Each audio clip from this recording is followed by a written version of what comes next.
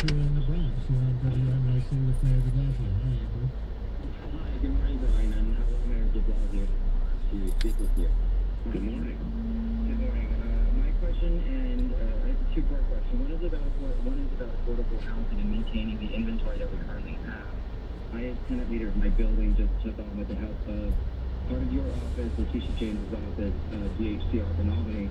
We just challenged both our properties, who was forcing tenants last year and the year prior to sign non-stabilized leases, and also bringing a ton of us to housing court with baseless accusations such as arrears, etc.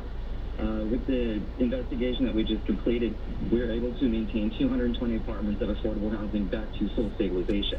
Now, my first question is, for your administration, what is it that you'd like to do, or you can tell me you'd like to do or possibly can do, to make sure this doesn't occur with other landlords in other boroughs? And then the second question is, when it comes to affordable housing, is there going to ever be a subsidy system for New York City teachers who are allowed to afford to live in the neighborhoods that they teach in? Because my mom is a teacher, and we were blessed to have two incomes in our home, and like my dad could supply that housing for her so she could be a full-time teacher.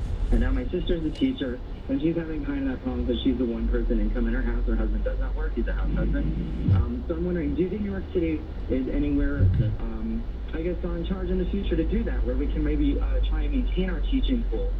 Because we would like to give them subsidies.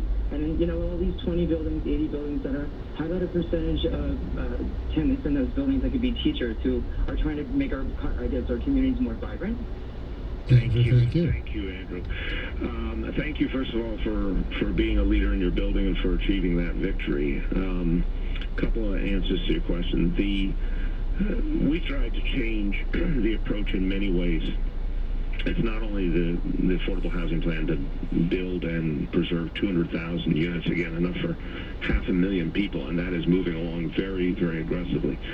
It's also, we had for the first time ever a rent freeze in this city. 45 years it's been a rent guidelines board covering our rent stabilized apartments. It's the first rent freeze that has happened in almost half a century. And why? Because the facts required it. We looked at the real costs that landlords were experiencing. Those costs were actually going down.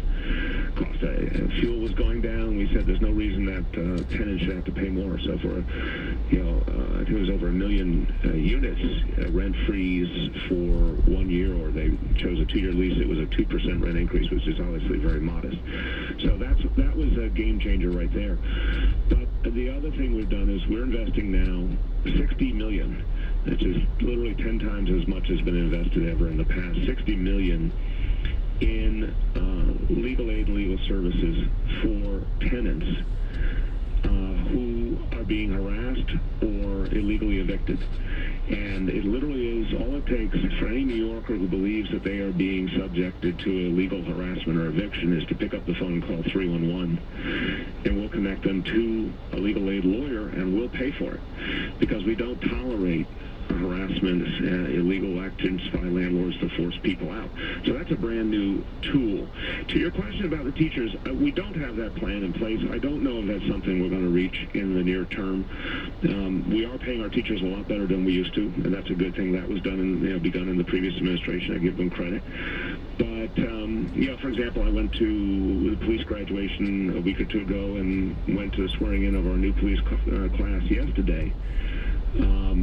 In the majority, in both cases, now living in the city, which I think is good for everyone.